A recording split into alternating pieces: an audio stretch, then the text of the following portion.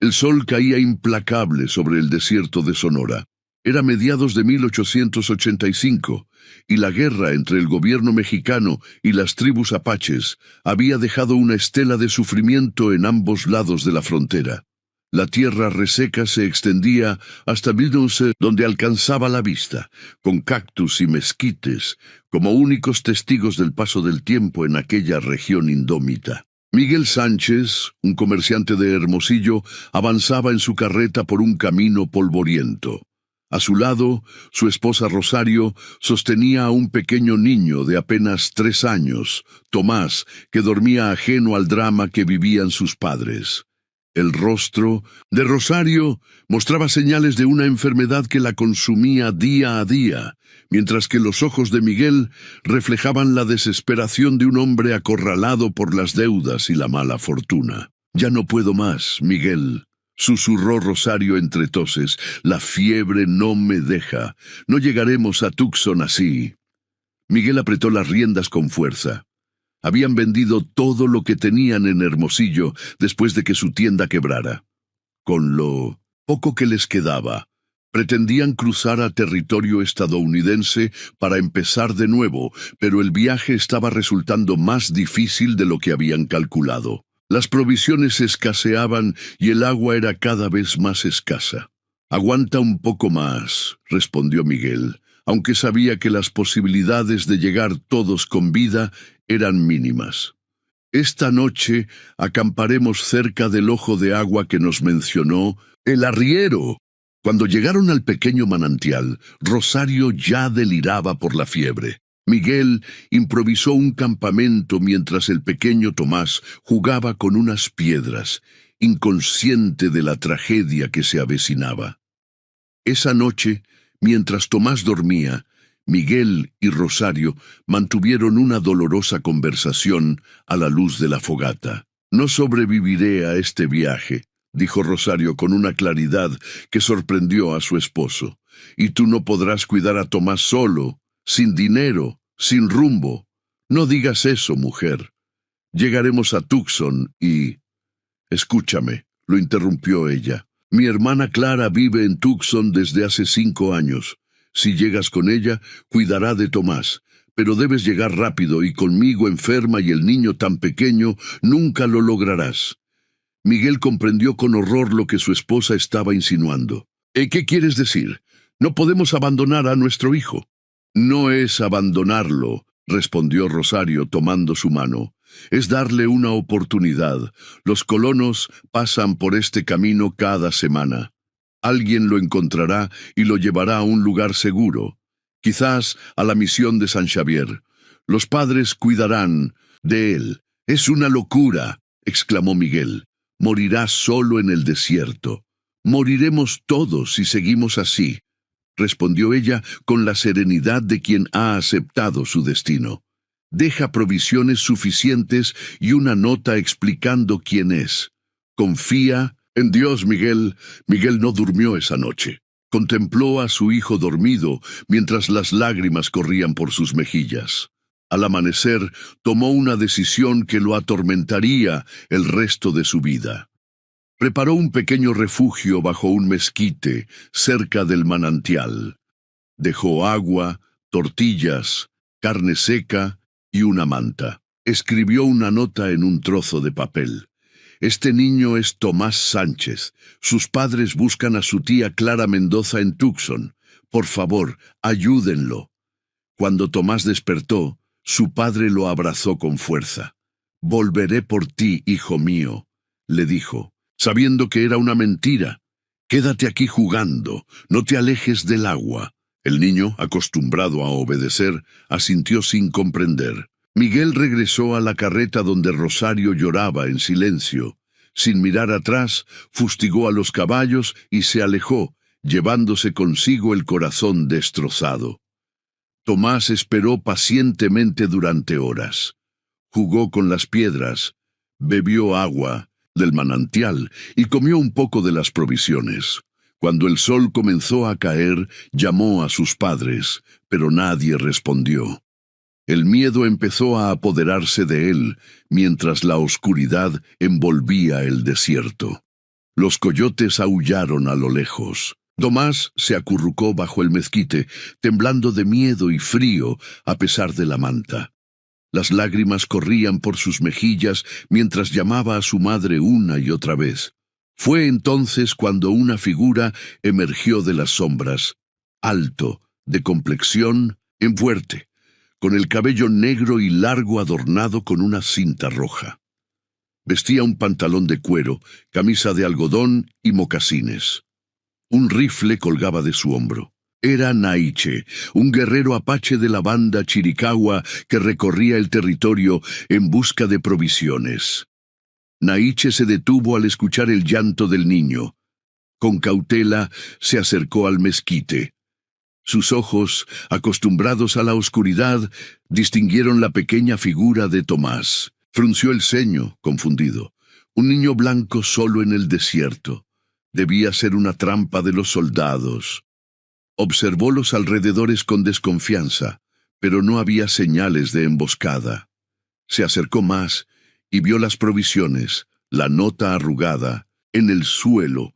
Aunque no sabía leer, entendió que el niño había sido abandonado. Naiche había perdido a su esposa e hijo durante un ataque del ejército mexicano a su campamento 2 años atrás. La herida seguía abierta en su corazón. Miró al pequeño Tomás, que ahora lo observaba con ojos asustados. «No temas, pequeño», dijo en español, un idioma que había aprendido durante sus años de negociaciones y conflictos con mexicanos y estadounidenses. Tomás siguió llorando. «Quiero a mi mamá». Naiche se agachó para quedar a la altura del niño. «Tu madre no está. Yo te cuidaré esta noche».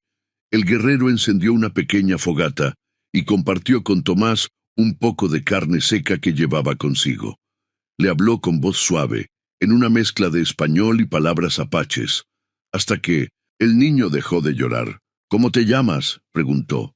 «Tomás», respondió el pequeño entre hipos. «Yo soy Naiche, ven, Tomás. La noche es fría». Tomás, agotado por el llanto y el miedo, se dejó abrazar por aquel extraño que de alguna manera le transmitía seguridad. Se quedó dormido en los brazos del guerrero apache, mientras éste contemplaba las estrellas, preguntándose qué hacer con aquel inesperado encuentro. Al amanecer, Naiche tomó una decisión. No podía dejar al niño solo para que muriera en el desierto, pero tampoco podía llevarlo a ningún asentamiento blanco. Los mexicanos lo matarían a él, y quizás también al niño por haber estado con un apache. Los estadounidenses no serían mejores. «Vendrás conmigo, pequeño», dijo, alzando a Tomás en sus brazos. «Te llevaré con mi gente». Tomás se aferró al cuello de Naiche mientras éste recogía las provisiones y la nota, que guardó entre sus ropas. Montó su caballo y, con el niño firmemente sujeto contra su pecho, cabalgó hacia las montañas donde el resto de su banda se ocultaba de los soldados. Lo que Naiche no sabía era que aquella decisión cambiaría no solo su vida y la del pequeño Tomás, sino también el destino de su pueblo en aquellos tiempos turbulentos. El campamento apache se encontraba oculto en un cañón de difícil acceso en las montañas de la Sierra Madre Occidental, cerca de la frontera entre Sonora y Chihuahua. Unas 20 familias chiricahuas habían establecido un refugio temporal lejos de las patrullas mexicanas y estadounidenses que los perseguían incansablemente. Cuando Naiche llegó con Tomás, la sorpresa fue inmediata. Mujeres, ancianos y niños se acercaron para observar al pequeño niño blanco que el guerrero traía consigo. Kitae, el jefe del grupo y tío de Naiche, avanzó con expresión severa. «¿Qué has hecho, sobrino?», preguntó en lengua apache. «¿Por qué traes a un niño blanco a nuestro campamento?» Naiche desmontó, sosteniendo a Tomás, que miraba asustado a su alrededor. «Lo encontré abandonado en el desierto, cerca del ojo de agua de la ruta a Tucson. Sus padres lo dejaron para morir». Kitaje frunció el ceño. «Deberías haberlo dejado donde estaba. No es nuestra responsabilidad». Es solo un niño, respondió Naiche. No tiene culpa de las guerras de los adultos. Ishton, la curandera de la tribu y una de las mujeres más respetadas, se acercó para examinar a Tomás. Era una anciana de rostro surcado por arrugas profundas, pero con ojos brillantes de sabiduría. «Este niño tiene hambre y miedo», dijo, tocando suavemente la frente de Tomás. «Necesita comida y cuidados, no discusiones». Kitaje suspiró. «Puede quedarse esta noche. Mañana decidiremos qué hacer con él». Ishton tomó a Tomás de los brazos de Naiche y lo llevó a su tipi. Le ofreció un cuenco con caldo caliente y tortillas de maíz. El niño, hambriento, comió con avidez mientras observaba con curiosidad los objetos que decoraban la vivienda de la anciana.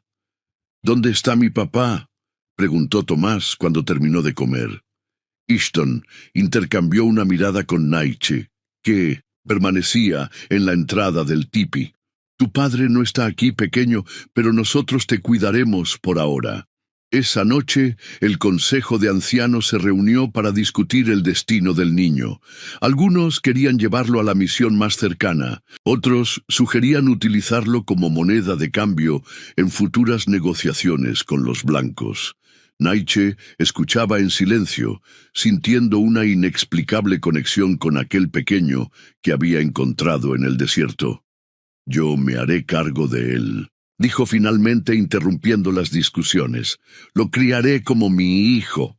Un murmullo de sorpresa recorrió el círculo. Kitaje miró a su sobrino con incredulidad. «Has perdido la razón. Es un niño blanco, nunca será uno de nosotros.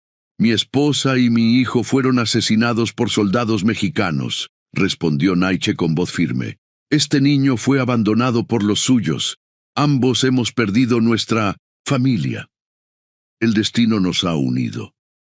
Ishton, que había permanecido en silencio, habló con la autoridad que le daban sus años. «Los niños son un regalo, sin importar de dónde vengan. Si Naiche quiere criar a este pequeño, yo lo apoyaré. Le enseñaré nuestras costumbres y medicinas». La discusión se prolongó durante horas, pero finalmente el consejo accedió, con reservas, a que Tomás permaneciera en el campamento bajo la responsabilidad de Naiche. A la mañana siguiente, comenzó una nueva vida para Tomás. Naiche construyó un pequeño tipi junto al suyo para el niño. Le enseñó palabras en lengua apache, aunque seguían comunicándose principalmente en español. Le fabricó ropa al estilo apache, con cuero, suave y adornos sencillos. Los primeros días fueron difíciles. Tomás lloraba por las noches, llamando a su madre. Naiche lo consolaba como podía, contándole historias sobre las estrellas y los animales del desierto. Poco a poco, el niño fue adaptándose a su nueva realidad. Los niños apaches lo miraban con curiosidad y cierta desconfianza al principio. Nijoni, una niña de 6 años, hija del guerrero Daklugi, fue la primera en acercarse a Tomás para invitarlo a jugar. Con la naturalidad de los niños, pronto formaron un pequeño grupo que corría por el campamento, aprendiendo a usar pequeños arcos y a reconocer plantas comestibles. Pasaron 6 meses. Tomás, ahora llamado Taza por la tribu, un nombre que significaba copa en español pero que sonaba apache, había adoptado muchas de las costumbres de sus nuevos compañeros. Hablaba una mezcla de español y apache, vestía y comía como ellos, y seguía a Naiche como una sombra, imitando sus movimientos. Naiche observaba con orgullo cómo el niño aprendía rápidamente las habilidades básicas de supervivencia. Le enseñó a seguir rastros, a moverse en silencio por el bosque, a respetar a los animales que cazaban. Por las noches, sentados junto al fuego, le contaba historias sobre Usen, el creador en la mitología apache, y sobre los héroes guerreros del pasado. Sin embargo, no todos en el campamento habían aceptado a Tomás. Chusco, un guerrero joven y feroz, miraba al niño con desconfianza. Ese niño blanco traerá la desgracia a nuestra gente, comentaba a menudo. La sangre no miente. Algún día nos traicionará. Naiche ignoraba estos comentarios, pero estaba alerta. Sabía que la situación de la banda era cada vez más precaria. Las tropas mexicanas y estadounidenses estrechaban el cerco, y los lugares seguros para acampar eran cada vez más escasos.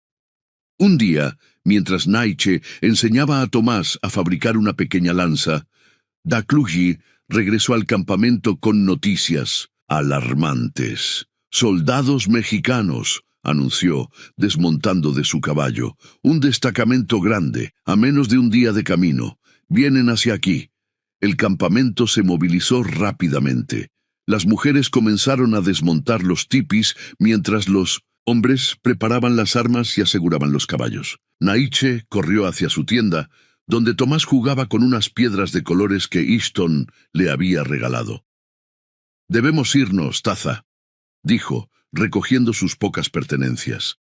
«Los soldados vienen». El niño, que ya comprendía el peligro que representaban, los soldados, asintió y comenzó a ayudar a Naiche. En menos de una hora la banda estaba lista para partir hacia un nuevo refugio más al norte. Fue entonces cuando ocurrió el desastre. Un grupo de exploradores mexicanos, adelantados al grueso de la tropa, descubrió el campamento justo cuando estaban a punto de partir. Los disparos comenzaron sin previo aviso. «¡Emboscada!», gritó Kitaje. «¡Mujeres y niños! ¡A los caballos!». Naiche tomó a Tomás y lo subió a su caballo. «Agárrate fuerte», le ordenó montando detrás de él. La batalla fue breve pero intensa. Los guerreros apaches, aunque superados en número, lucharon con ferocidad para dar tiempo a que las mujeres, ancianos y niños escaparan. Naiche se unió a la lucha después de asegurar a Tomás con Ishton. «Cuida de él», le dijo a la anciana. «Si no regreso, llévalo a un lugar seguro».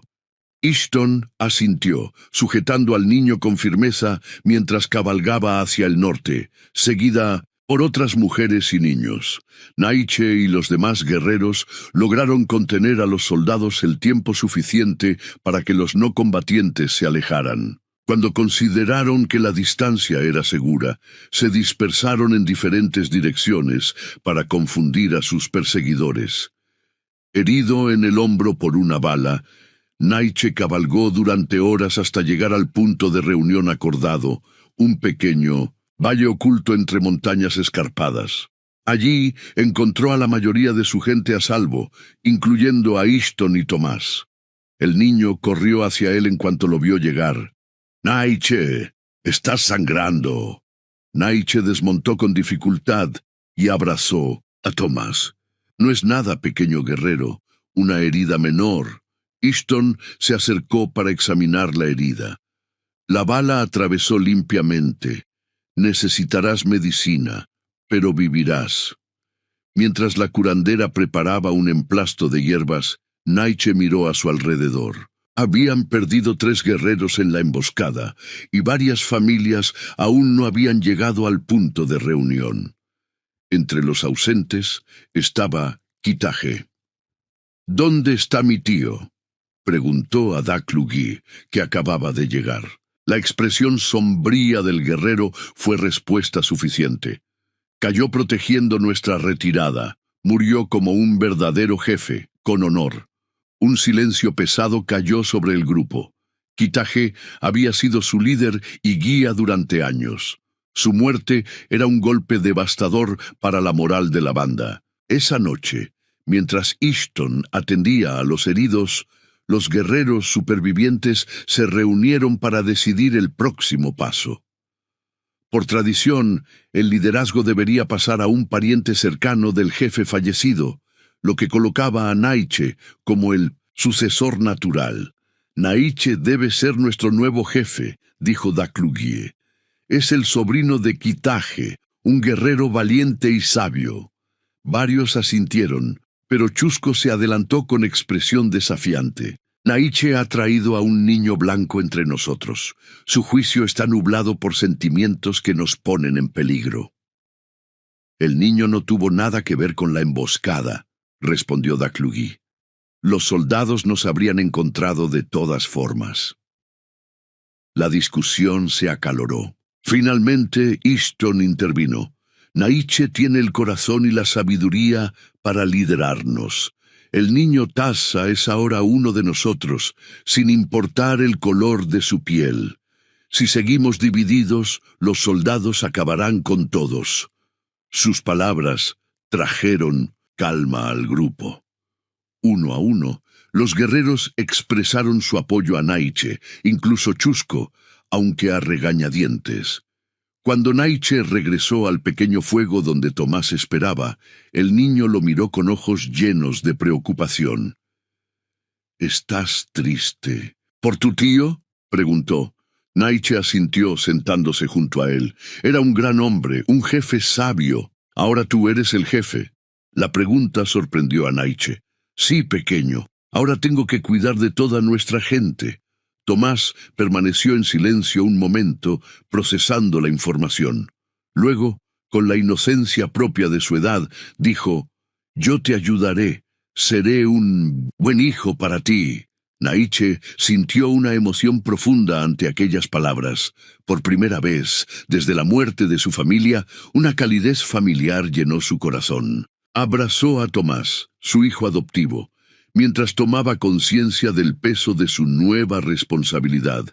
«Sí, Tassa, serás un gran hijo, y juntos encontraremos un camino para nuestra gente».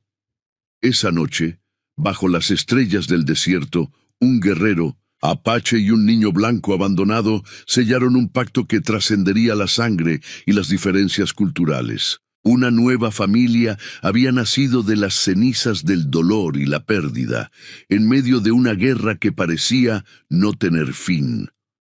3 años pasaron desde que Naiche encontró a Tomás en el desierto.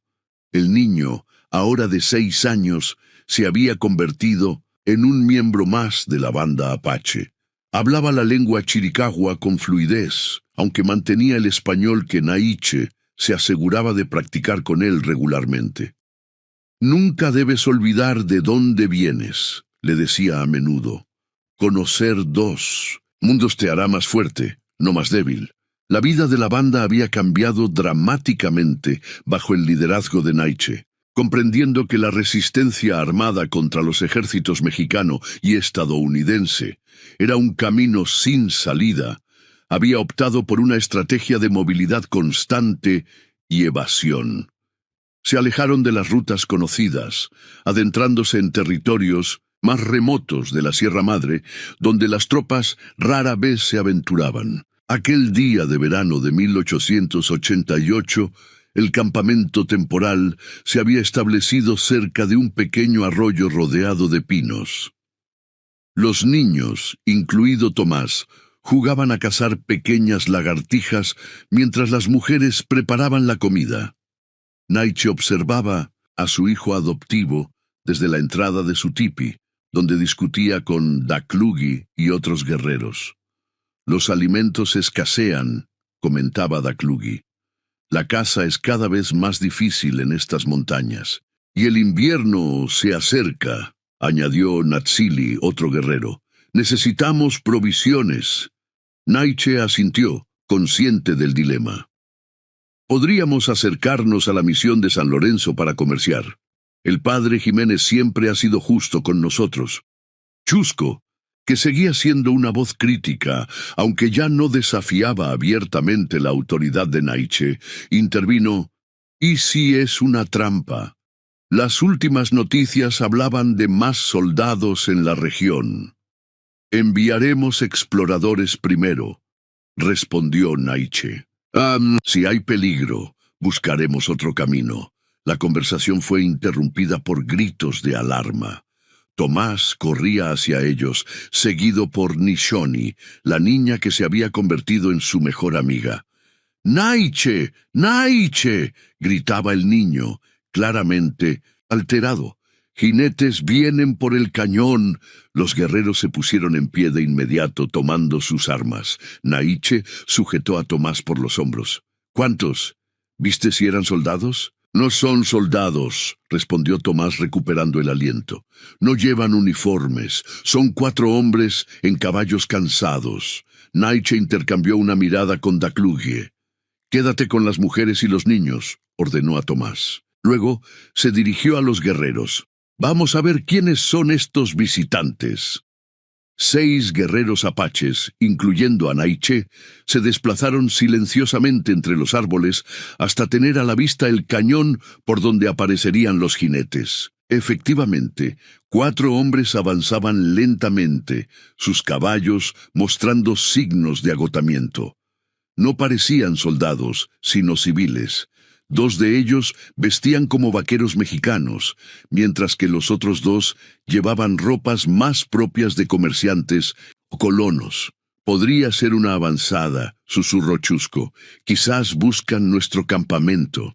«O simplemente son viajeros perdidos», respondió Nietzsche. «Observemos un poco más antes de actuar». Los jinetes se detuvieron junto al arroyo para que los caballos bebieran. Uno de ellos, un hombre de mediana edad con barba canosa, sacó un mapa que consultó brevemente antes de dirigirse a sus compañeros. Aunque estaban demasiado lejos para escuchar la conversación, era evidente que discutían sobre la ruta a seguir. «No parecen peligrosos», comentó Daclugie. «Quizás podríamos acercarnos. Si son comerciantes, tal vez tengan provisiones para intercambiar». Nietzsche consideró sus opciones. El encuentro con extraños siempre era arriesgado, pero la necesidad de alimentos para el invierno era apremiante. «Daclugie y yo nos acercaremos», decidió finalmente. «El resto manténgase oculto y preparado. Si algo sale mal, protejan el campamento». Ambos guerreros emergieron del bosque con las manos visibles, aunque mantenían sus armas al alcance. Los viajeros se sobresaltaron al verlos, y uno de los vaqueros llevó la mano a su pistola. «Tranquilo, Pablo», dijo el hombre de la barba canosa. «No disparemos sin motivo». «¿Quiénes son ustedes? ¿Y qué hacen en estas montañas?», preguntó Nietzsche en español, manteniendo una distancia prudente. El hombre de la barba lo miró con sorpresa. «Habla español. Mi nombre es Miguel Sánchez, comerciante de Hermosillo. Nos dirigimos a la misión de San Lorenzo». El nombre hizo que Nietzsche se tensara imperceptiblemente. Miguel Sánchez. El mismo nombre que aparecía en la nota que había encontrado junto a Tomás 3 años atrás. Una coincidencia, seguramente. Sánchez era un apellido común. «Están muy lejos del camino a la misión», respondió. «Han tomado una ruta peligrosa». Miguel asintió. «Nos desviamos para evitar un destacamento de soldados que vimos ayer. Preferimos no tener encuentros con el ejército». Esta afirmación intrigó a Nietzsche. Los comerciantes honestos no solían evitar a los soldados. «¿Qué comercian?», preguntó Daclugie, observando las alforjas de los caballos.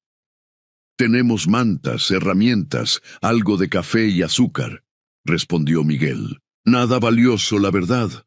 Vamos a la misión para suministrar al padre Jiménez antes del invierno». La mención del padre Jiménez coincidía con lo que Nietzsche sabía. El sacerdote dirigía la misión de San Lorenzo y tenía fama de tratar justamente a los indígenas. «Nosotros también necesitamos provisiones para el invierno», dijo Nietzsche. «Podríamos comerciar». «¿Tienen pieles o turquesas?», preguntó uno de los compañeros de Miguel, un hombre más joven con aspecto nervioso. «Tenemos pieles y algo de carne seca», respondió Nietzsche. «También conocemos dónde encontrar agua en estas montañas, información que podría serles útil». Miguel parecía considerar la propuesta. «Podríamos discutirlo. Estamos cansados y necesitamos descansar». Nietzsche tomó una decisión arriesgada. «Pueden acampar aquí por esta noche. Traeremos las pieles para comerciar mañana al amanecer». Mientras regresaban al campamento, Daclugie expresó su preocupación. «¿Estás seguro de esto, Nietzsche? ¿Y si informan sobre nuestra ubicación?» «No creo que sean espías», respondió Nietzsche. «El hombre mayor, Miguel, parece sincero. Además, también evitan a los soldados. Eso me dice que tienen sus propios secretos. En el campamento, la noticia de los visitantes causó revuelo. Ishton aconsejó cautela, mientras Chusco argumentaba que era una oportunidad para obtener provisiones valiosas. Tomás escuchaba atentamente las discusiones, sentado junto a Naiche. ¿Puedo ver a los hombres cuando vengan mañana?, preguntó. No, Tasa, respondió Naiche con firmeza. Es mejor que te quedes con Ishton. Los extraños pueden ser peligrosos. Pero dijiste que no parecían soldados. No todos los peligros visten uniforme, pequeño. Esa noche, mientras el campamento dormía, Naiche sacó de entre sus pertenencias la nota amarillenta que había encontrado junto a Tomás años atrás. La había guardado cuidadosamente, aunque no sabía leer lo que decía. Ahora se preguntaba si el Miguel Sánchez que acampaba a orillas del arroyo podría ser el mismo hombre que había abandonado a su hijo en el desierto. Al amanecer, Naiche seleccionó las mejores pieles para el intercambio y pidió a Dacluguier y otros 2 guerreros que lo acompañaran. Antes de partir, se acercó a Ishton. «Mantén a Tasa cerca de ti», le dijo en voz baja. «No lo dejes acercarse al arroyo bajo ninguna circunstancia». La anciana lo miró con curiosidad. «¿Qué te preocupa realmente, Naiche?» «El nombre del comerciante es Miguel Sánchez», respondió. «Igual que en la nota que encontré con Tasa». Ishton entendió de inmediato. «¿Crees que podría ser su padre?» «No, lo sé, pero no quiero arriesgarme a que reconozca a Tasa, o peor, que Tasa lo reconozca a él». La curandera asintió. «Lo mantendré ocupado con las plantas medicinales. Siempre le ha gustado aprender sobre ellas». Cuando Naiche y sus acompañantes llegaron al arroyo, los comerciantes ya estaban despiertos y habían preparado café. Miguel los saludó con un gesto amistoso. «Buenos días. Espero que hayan pasado una noche tranquila», dijo Naiche, depositando las pieles en el suelo. «Tenemos estas pieles para intercambiar. También algo de carne seca de venado». Miguel examinó las pieles con ojo experto. «Buen trabajo. Puedo ofrecerles café, azúcar, algunas herramientas y mantas». Comenzaron a negociar, y pronto acordaron un intercambio que parecía satisfactorio para ambas partes. Mientras los otros hombres empacaban los artículos, Miguel se acercó a Naiche. «Hace años viajé por estas tierras con mi esposa y mi hijo pequeño», comentó casualmente. «Mi esposa enfermó gravemente durante el viaje». Naiche mantuvo el rostro impasible, aunque su corazón latía con fuerza.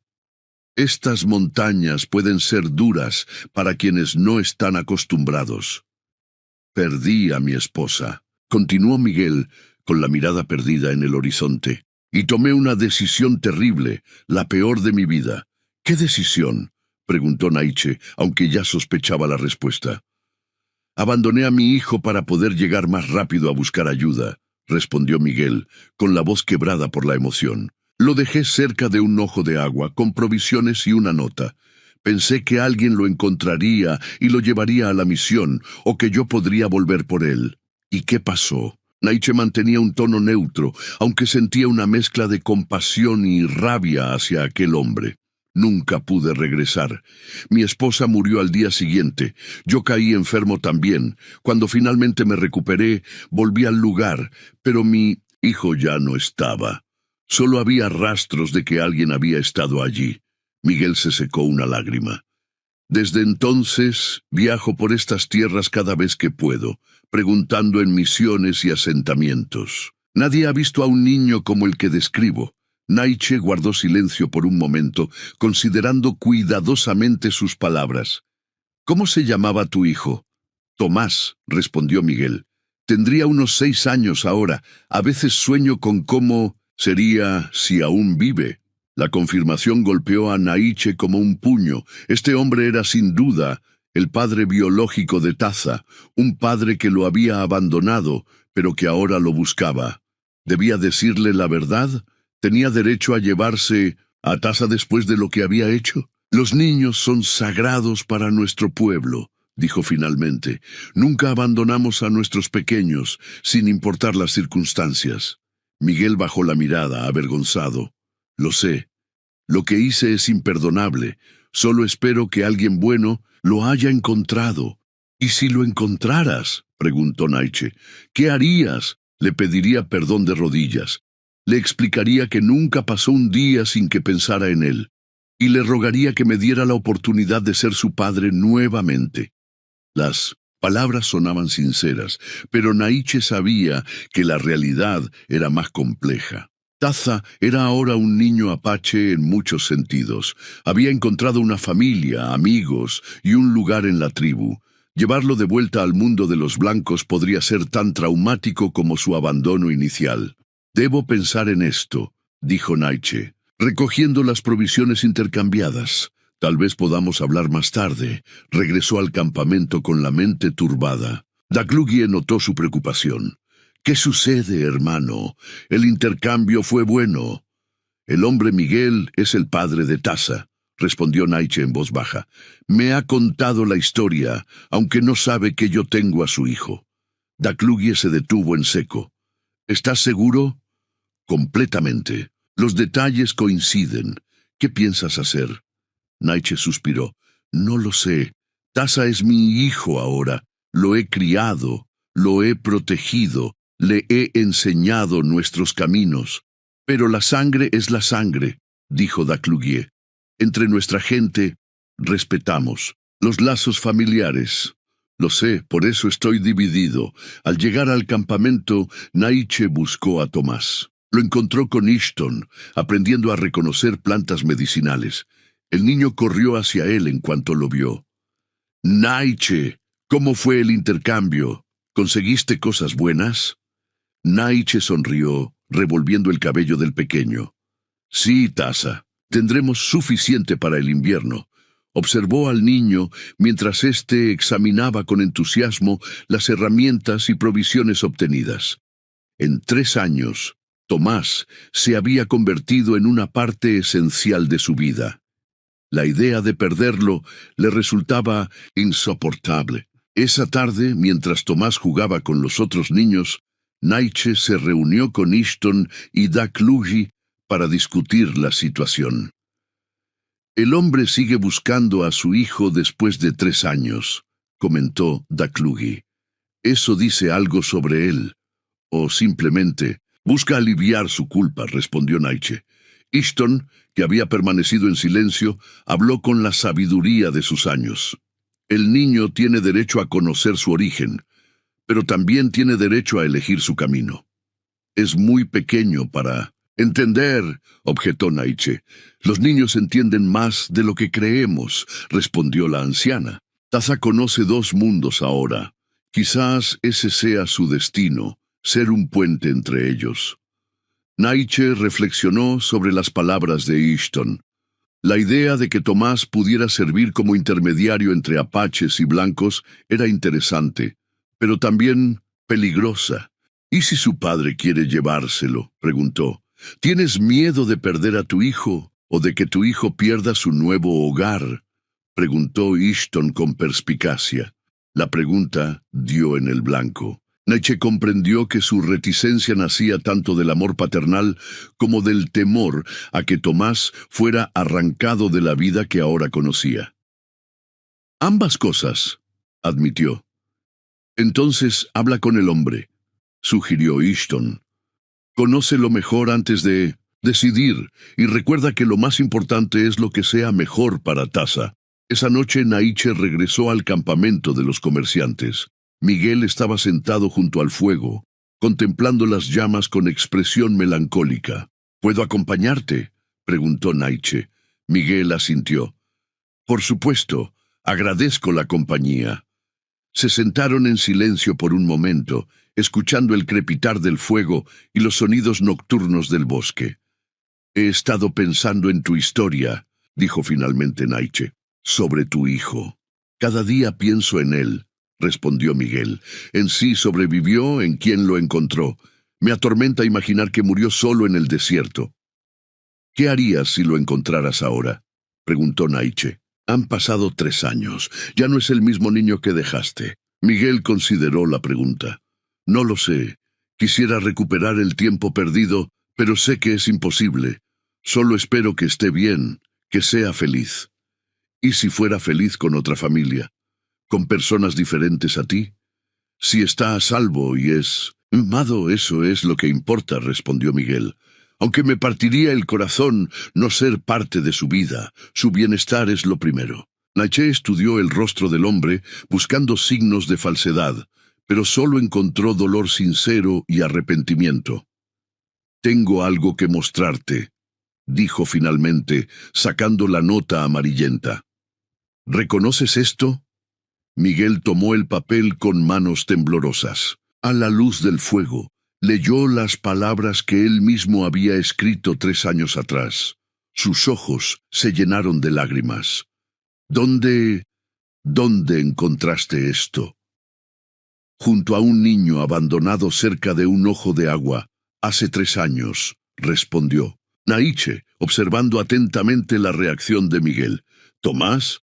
La voz de Miguel era apenas un susurro. «¿Encontraste a mi hijo?» Naiche asintió lentamente. «Lo encontré llorando, solo, asustado. Lo llevé conmigo». Miguel se puso de pie agitado. «¿Está vivo? ¿Está bien? ¿Dónde está?» «Está vivo y está bien», respondió Naiche con calma. «Es un niño fuerte y valiente. Lo he criado como mi propio hijo. Ahora se llama Tasa. ¿Lo tienes tú?» Miguel parecía aturdido por la revelación. «Mi hijo ha estado viviendo con apaches todo este tiempo». «Ha estado viviendo con una familia que lo ama», corrigió Naiche. «Aprendiendo a sobrevivir en un mundo difícil. Nunca ha pasado hambre ni frío bajo mi cuidado». Miguel se dejó caer nuevamente junto al fuego, abrumado por la noticia. «Gracias», dijo finalmente. «Gracias por salvarlo cuando yo lo abandoné». «No lo hice por ti», respondió Naiche con honestidad. «Lo hice por él, y con el tiempo, lo hice por mí también. Perdí a mi familia en un ataque del ejército mexicano. Tasa llenó un vacío en mi vida». Miguel asimilaba lentamente la situación. «¿Puedo verlo? Por favor. Solo quiero verlo una vez. Saber que está bien». Naiche consideró la petición. Era arriesgado, pero también sentía que era lo correcto. «Mañana», decidió, «te llevaré a un lugar donde puedas verlo sin que él te vea. Después decidiremos qué hacer». Al amanecer siguiente, Naiche condujo a Miguel hasta un punto elevado desde donde podían observar parte del campamento apache. Tomás jugaba con otros niños, riendo mientras practicaban con pequeños arcos. Miguel observaba con lágrimas en los ojos. «Ha crecido tanto. Parece feliz». «Lo es», confirmó Naiche. «Tiene amigos. Aprende nuestras costumbres. Es respetado. No por la tribu. ¿Recuerda algo de su vida anterior?», preguntó Miguel.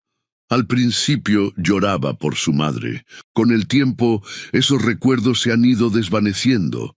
Ahora raramente habla de ello». Vieron cómo Ishton llamaba a Tomás para que la ayudara con algunas tareas. El niño corrió hacia ella con entusiasmo. «La anciana es como su abuela», explicó Naiche. «Le enseña sobre plantas medicinales y le cuenta historias». Miguel observaba cada detalle con atención. «Tiene una vida completa aquí». «Sí, la tiene». Regresaron al arroyo en silencio, cada uno sumido en sus pensamientos. Finalmente, Miguel habló. «Quiero a mi hijo de vuelta», dijo. «Es mi sangre. Pero veo que tiene una vida aquí, una buena vida». «¿Qué propones entonces?», preguntó Naiche. «Déjame hablar con él», pidió Miguel. «No le diré quién soy todavía. Solo quiero conocerlo, que él me conozca a mí. Después decidiremos juntos qué es mejor para él».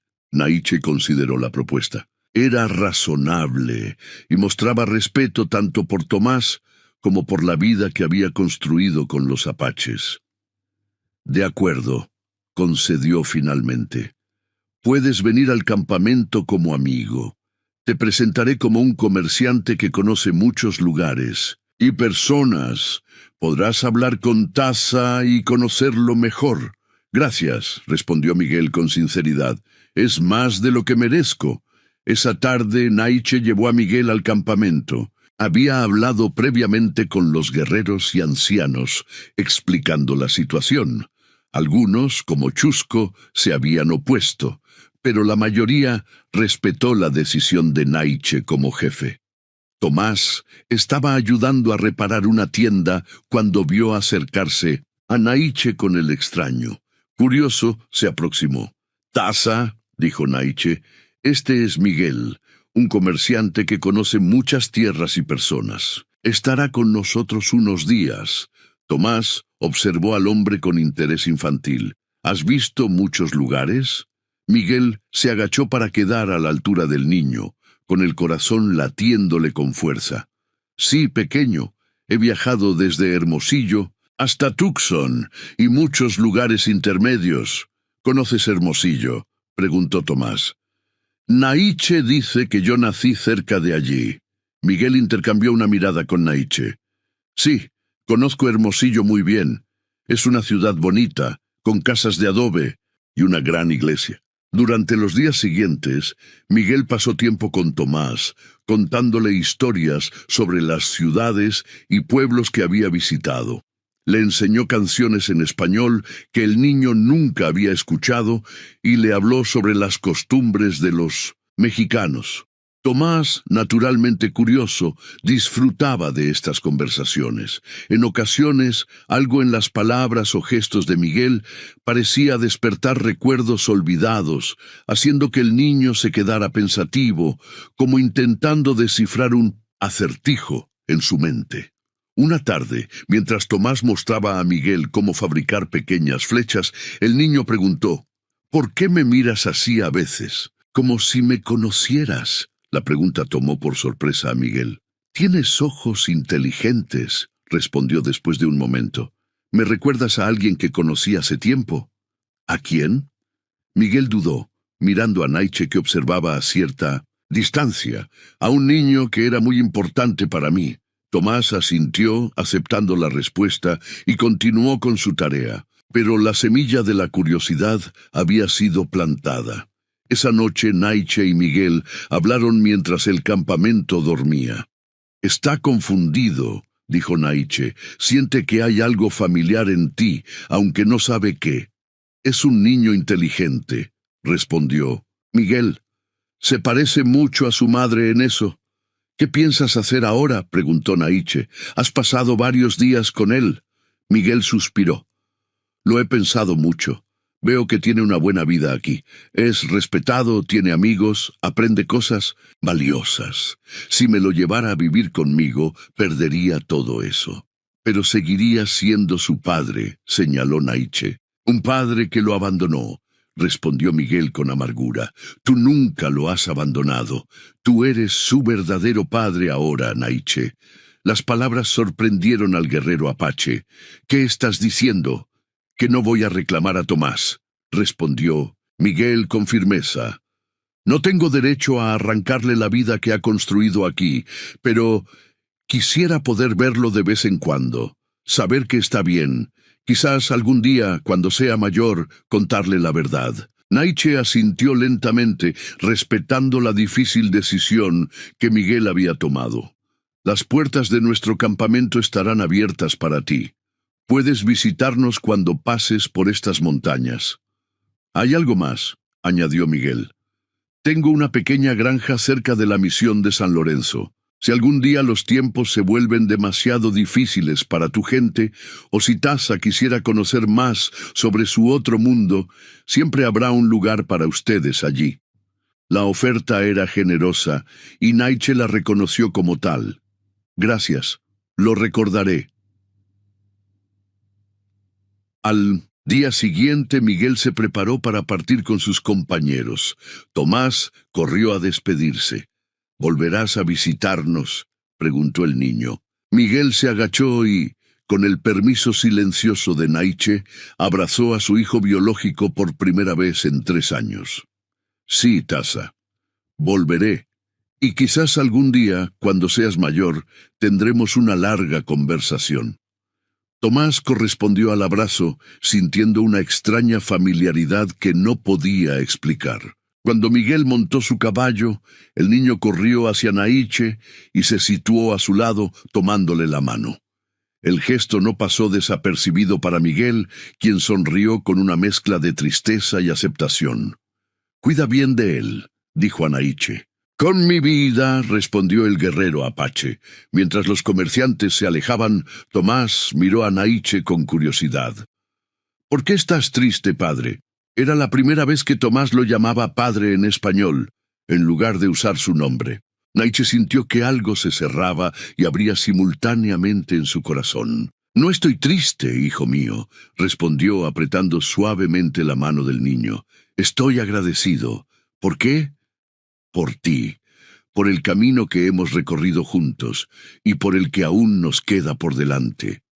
Tomás sonrió, satisfecho con la respuesta. Y ambos permanecieron así, de pie en el límite del campamento, observando cómo los jinetes desaparecían en la distancia. Un guerrero apache y un niño nacido en otro mundo, unidos por el destino, el sacrificio y un amor que trascendía la sangre y las diferencias culturales. El sol se ponía tras las montañas, tiñendo el cielo de rojo y oro.